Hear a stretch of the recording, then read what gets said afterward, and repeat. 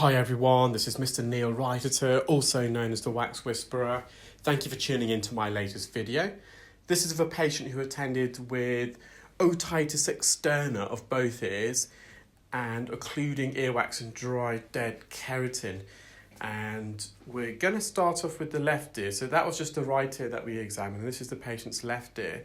Now the patient's entrance of the ear canal is quite narrow in this left ear, so he's got a collapsed ear canal, and when you see the right ear after we've completed the left ear, the ear canal entrance is completely collapsed, it's completely shut and it's completely sealed, and I'll talk you through how we approach that ear and how we manage to insert not only the endoscope but the suction probe into the ear, given that the ear canal is completely shut and closed and collapsed. And I just managed to remove the outer lateral plug of dead skin, keratin, and it's combined a bit of earwax as well. Now this patient's got a very narrow bendy ear canal too, and you may see here the ear canal bends to the right and then to the left, so this is the second bend. And to get access, and this is a good one for the clear wax delegates that have come on the course, if you remember when we're performing the procedure in the left ear, we're using the endoscope to stretch open the ear canal to the right. So we're looking bottom right of the ear canal around 4 or 5 o'clock. That opens up the ear canal, enables me to then use the suction probe to push the cartilage also to the right and then insert it straight into the ear canal, which has, as you can see, enabled me to remove this skin plug. So what's a collapsed ear canal? The outer third, I'll just come back to the moment, so I'll just explain the patient's eardrum. So that's the patient's eardrum that's visible. You can just see the chorda tympani there as well. The chorda tympani is the nerve of taste, and it runs just behind the eardrum, adjacent to the hammer bone, the malleus. So a collapsed ear canal is when the outer part of the ear canal, the cartilaginous portion, the cartilage can either over time, just due to gravity, collapse upon itself. A bit like some people's the tip of their nose, because the tip of the nose is made up of cartilage, whereas the top part of the nose is made up of bone, so it's more solid. It's the scaffolding of the nose is more secure with the bone. And similarly with the ear, the outer part of the ear is made up of cartilage that can weaken over time as we age, and gravity just collapses it. So the back part of the ear canal, the posterior cartilage, can collapse and just rest on top of the anterior portion of the cartilage. Clear the ear canal. Patient's got otitis externa, as I mentioned earlier. Otitis externa, it can mean many things, but the generic definition of otitis externa, the term otitis means ear infection, and externa relates to the location of that. So externa is the external part of the ear, the outer ear, so from the entrance, and even the satellite disc, the pinna, so the cartilage that we see externally, that consists of the outer ear, up to the outer membrane of the eardrum. So that's the left ear done. Before I go to the right, you can just see I've annotated where the chorda tympani nerve is. Now this is the patient's right ear. As I explained at the beginning, the canal entrance is completely shut. You cannot see at all inside. However, what we do, we stretch open the ear canal by pulling back the pinna, so the satellite dish on the outside, backwards and upwards. And by doing that, not only do we straighten the first bend of the ear canal, so it's in line with the second bend, by lifting it up, it also, most people's ear canals, you have an upward trajectory around 30 degrees, so by lifting it upwards as well, we straighten the base of the ear canal, so we're not no longer looking up and over the ear canal. By lifting the cartilage up, the ear canal becomes horizontal, and by stretching it back, it becomes straight, so it becomes just like a tube of Smarties almost. It's a straight cylinder. Now, to keep the ear open once we've stretched it back and up, we then use the endoscope, believe it or not. And again, the endoscope goes in the case of the right ear, we're just leveraging the endoscope to the bottom left, so southwest of the ear canal. And we actually apply some pressure on the cartilage. And because it's the cartilaginous portion, it's not uncomfortable for the patient at all. And I always explain it to the clear wax delegates. We're using the endoscope as a doorstop. So we stretch the ear open, insert the endoscope, keep the jaw ajar, and then we can then go in with the instrument. So you can see from that completely collapsed ear canal entrance, not only are we getting a 2.7 millimeter diameter endoscope in the ear, but we're also at the same time also inserting a 2.2 diameter suction probe, dissolving suction probe. So again, the patient's got otitis externa, and because the canal entrance is, as I said, collapsed much more than the left ear, as I'm extracting this plug of skin, it's getting trapped at the entrance. I'm just opening up the ear again. This procedure is a bit more complex because the ear is a lot narrower as well. Not only is the canal entrance collapsed, but the diameter of the ear canal as we enter and go towards the eardrum is also a lot narrower. The patient was using drops, but they advised that there wasn't. They felt as though the drops wasn't actually penetrating in their right ear, and that's most likely because the canal was collapsed. People often ask, does that affect one's hearing when you've got a collapsed ear canal? Now, oddly enough, the majority of times, no, it doesn't.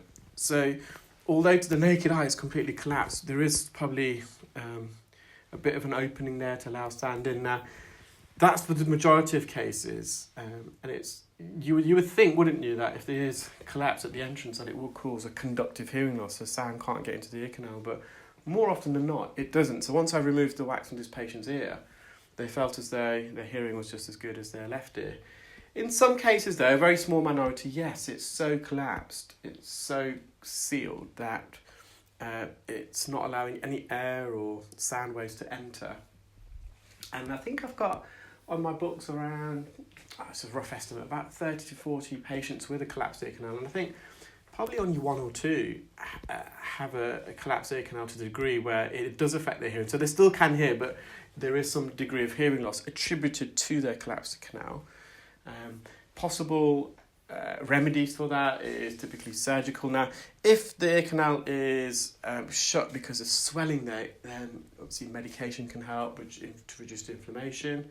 However, if it's just due because the cartilage has collapsed, there's possible myotoplasty, canaloplasty to help stretch open this ear. I think I've only ever seen one patient before my whole career that's had surgery done to open up the entrance of the ear canal. And you can see the eardrum at the distance. And again, once more, patients got otitis externa, a lot of dry skin there. They are on treatments for this. They do suffer from eczema, other parts of the body. They are very diligent. They avoid water in the ears. They wear swim plugs. So even in the right ear, we managed to take some impressions of some swim plugs. So it was a bit of a push in at the entrance of the right ear, but once they insert it, and I said the canal, the cartilaginous portion of the canal has some give because it's cartilaginous, it's semi-flexible, partly malleable, so you can apply some pressure, fit a swim plug in there, and the cartilage will just mould itself around the plug. So just some keratin that's coating the canal wall. I want to remove this because the patient has got a slight attic retraction and I don't want any keratin to get built up in there. We weren't able to remove all the dead skin, not at least from the eardrum. There's a tiny bit remaining, but it was slightly uncomfortable with the patient because the skin there, so you can see the eardrum to the right, you can see that a keratin tail actually from bottom left trailing top right.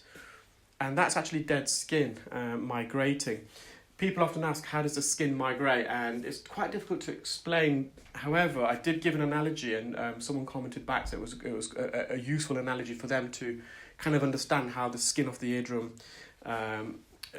dies, sheds and migrates. And the analogy I gave was, imagine you have a stone or pebble and you drop it into a pond and you'll get the ripple effect. So imagine where the stone makes contact with the water on the surface of the water of the pond. Imagine that being the centre of the eardrum. Then you get a rippling effect, spiralling outwards. And imagine the keratin off the middle of the eardrum dying, shedding and migrating outwards in a ripple effect, similarly to when you drop a pebble into a pond.